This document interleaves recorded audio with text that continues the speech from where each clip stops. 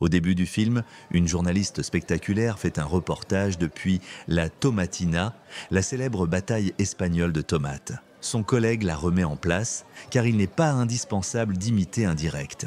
Il s'avère que Noël est un agent spécial et qu'il y a tout autour plein d'agents comme elle. C'est une opération conjointe du MI6 et de la CIA. Ils tractent le trafiquant d'armes Viktor Gradov. Les agents repèrent la cible, mais n'arrivent pas à l'identifier. Un chapeau lui cache le visage. Soudain, deux autres personnages vêtus de la même façon apparaissent. L'équipe comprend que c'est un piège.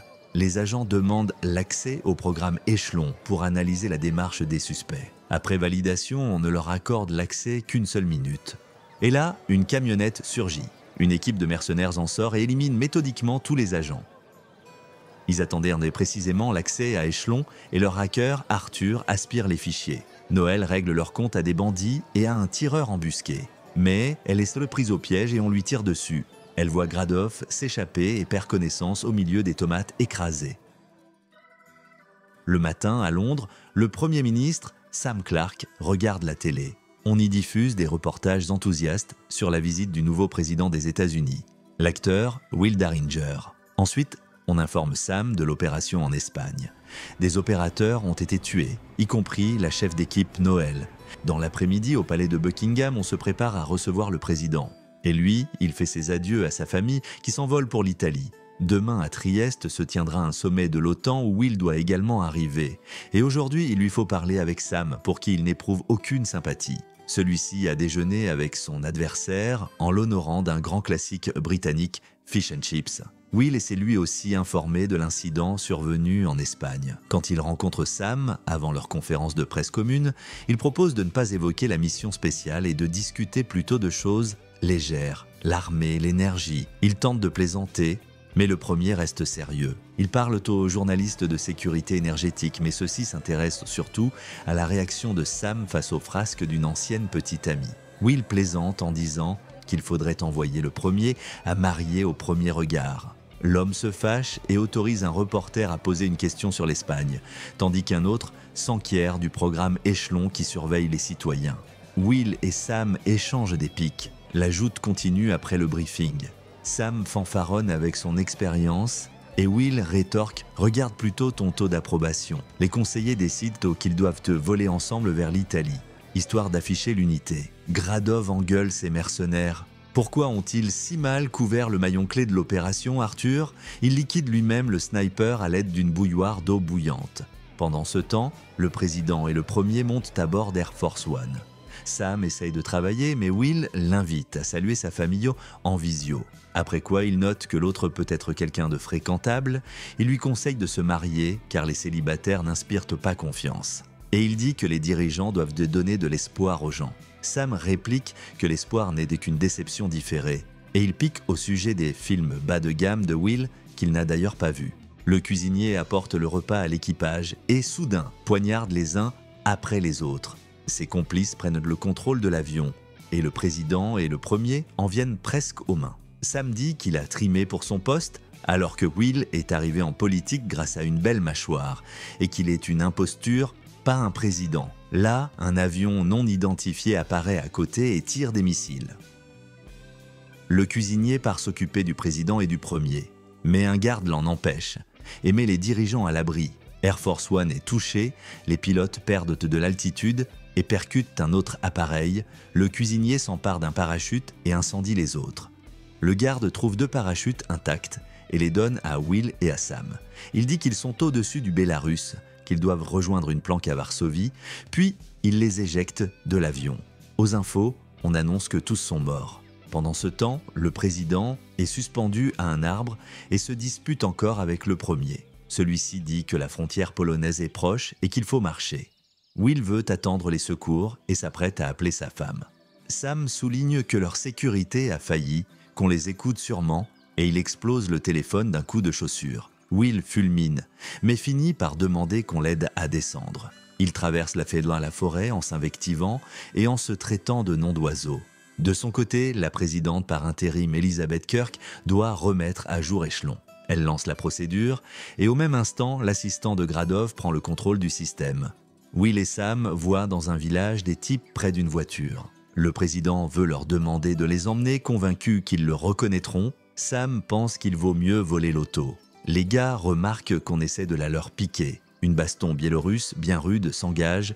Les types brandissent des fourches, un marteau, un tesson affûté. On dirait que c'est la fin pour Will et Sam. Mais une fermière tire au fusil. Elle demande s'ils sont américains. Sam ment qu'ils sont canadiens et ils vont vers la frontière. La femme sourit soudain et propose de les conduire. Les chefs d'État voyagent dans un camion rempli de moutons. Will raconte qu'il est sorti du pays pour la première fois vers la trentaine et qu'il a compris que le monde était fracturé.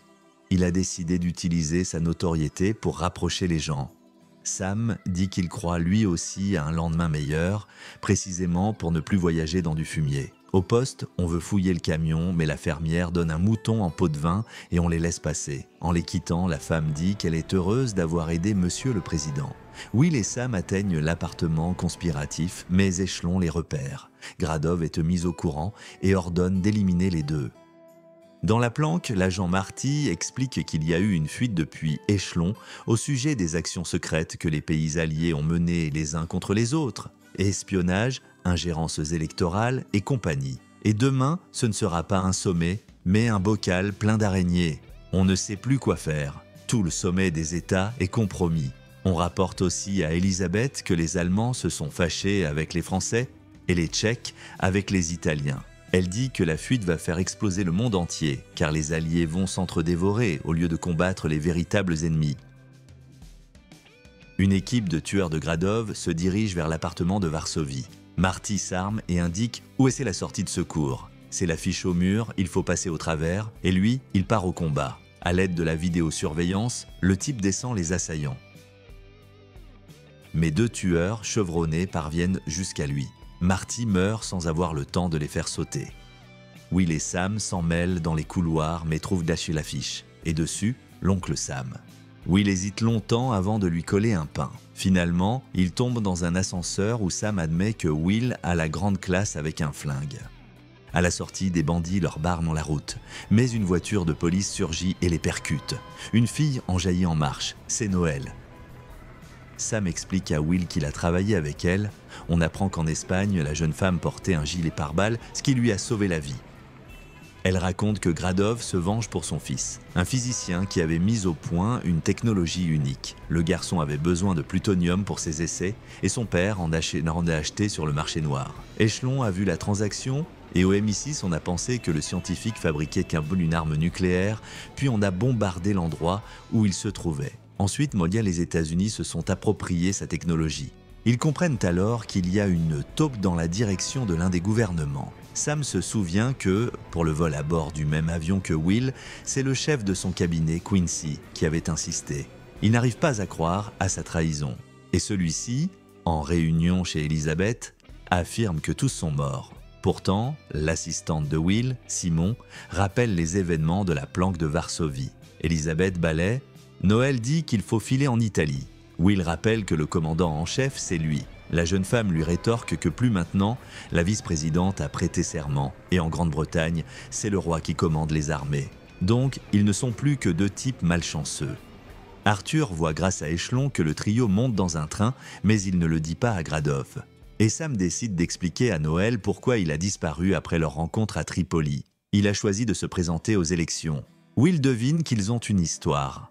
Après, Sam lui avoue qu'il est devenu premier pour construire un monde meilleur où lui et Noël pourraient vieillir ensemble. Et là, deux types armés entrent dans le compartiment. Soudain, ils se tirent dessus.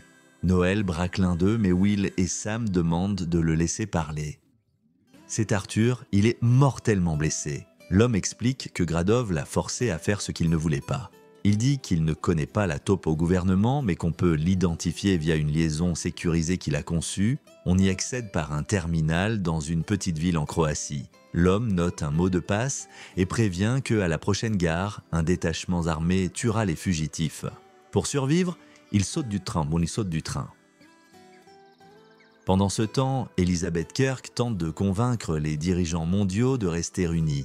Mais ceux-ci veulent dissoudre l'alliance. Le vote aura lieu dans quelques jours en Italie. Will, Sam et Noël, au volant d'une voiture volée, atteignent la bourgade. Ils entrent dans une maison, mais elle est vide. Ensuite, ils repèrent une salle secrète faite de miroirs. Entre-temps, des véhicules de combattants arrivent. Sam part les retenir et Noël et Will s'occupent d'accéder au système. À l'écran, on voit les données du traître. Et c'est Simon, l'assistante de Will. Et là, un hélicoptère accroche la salle au miroir et la tire vers l'extérieur. Sam parvient à trancher un câble, mais la structure reste pendue à un second. Le premier reste dans le bâtiment et Gradov le frappe d'un tir de lance-roquettes. Will et Noël sautent de la pièce sur le toit d'une maison. Gradov rend compte à quelqu'un qu'il a réglé le problème. Et là, ses complices reçoivent un message et le dévisagent bizarrement. L'homme comprend qu'on leur a ordonné de le tuer et il se débarrasse d'eux. Will et Noël s'éloignent en vedette en pleurant Sam. Depuis le port de Trieste, le président appelle sa vice-présidente, lui demande de repousser le vote sur l'avenir de l'OTAN jusqu'à son arrivée et d'isoler Simon. Elisabeth lui envoie une voiture et dedans, un tueur, il met Will et Noël en joue. Il s'avère que Simon a été piégé. Gradov ordonne à ses hommes d'empêcher Will et Sam d'atteindre le sommet. Profitant d'un instant, Noël se jette sur le tueur et Will abat par accident le conducteur. En parallèle, les mercenaires de Gradov les mitraillent. Sam apparaît sur un camion de pompiers et percute la voiture des bandits. L'homme saute dans leur véhicule et ensemble, ils neutralisent le tueur. Noël demande à Sam de ne pas mourir une troisième fois et l'embrasse. Pour semer les poursuivants, il conduit en marche arrière. Will active une caméra satellite et la route s'affiche en direct. Noël plaisante, qu'est-ce qu'il y a d'autre dans la Batmobile ? Il y a en l'occurrence un rideau de fumée. À cause de ça, une voiture de bandits tombe de la falaise et Will asperge l'autre avec une réserve de sang.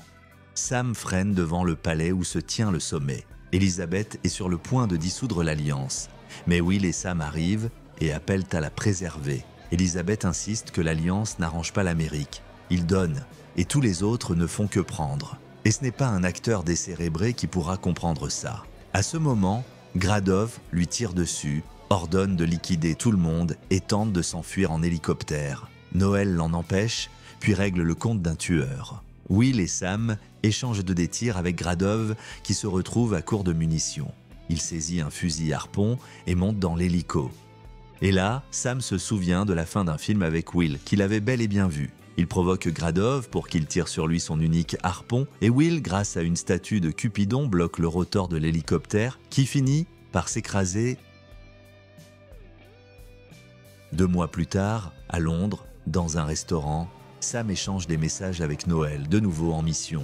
Will arrive. Le premier lui offre du fish and chips, et ils déjeunent en se taquinant. Et, aux Bahamas, Marty flirte avec des filles. Il raconte comment une balle a frappé la plaque métallique dans sa tête et à quel point il est proche du président.